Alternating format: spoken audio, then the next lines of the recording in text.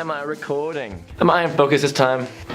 Hi, my name is Ed, and I haven't done a video in a while. I thought I'd make one now because there's actually one super cool thing that I've come to totally enjoy in terms of making things, and let me get it. Here it is. This little knife is a Canary cardboard knife. It comes from Japan. It's only like 3 inches. There's like a little serrated blade on here, really small serrations. And what this is great for is just use like a sawing motion and it just slices right through cardboard.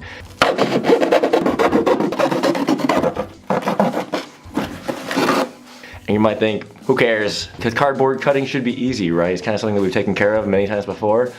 But no, cutting cardboard actually really sucks. If you've done it before and you've actually had this frustration, you probably already know why this would be appealing or why another alternative would be appealing. Let me go through a couple of the other options. So one option for cutting cardboard is this. It's the cardboard knife.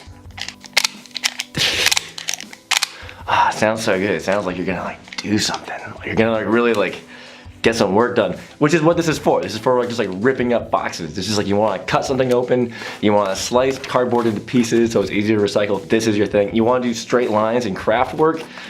This is okay, but it's also again a pretty sharp knife. Another thing that I've been also like really wanting to use the other knife for is for kids. And I want them to be able to just run off and just destroy the cardboard without me. And this is not something that I really want them to deal with. They have other knives. I don't want them to deal with this knife. Option number 2 is the classic pair of scissors.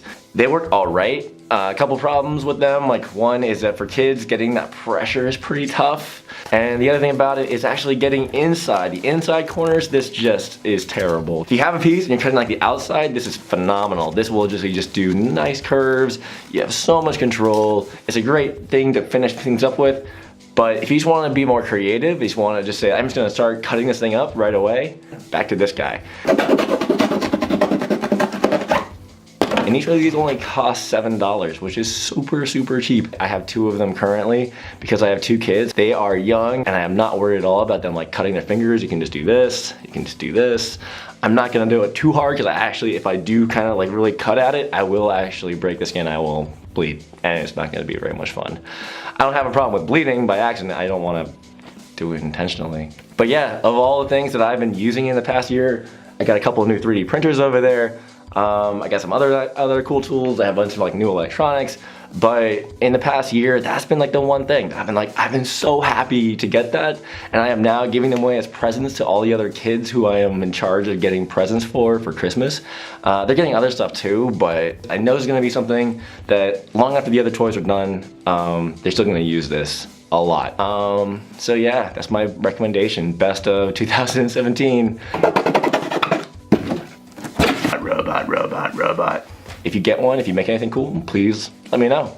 All right, thanks. If you appreciate this, if this was cool, if this was helpful, follow, subscribe, all that kind of stuff. Like, I forget what the buttons are on here on YouTube. I am not here that often creating stuff. I should make more videos, but please, anything would be cool, or even just a comment. All right, thank you. Have a good new year.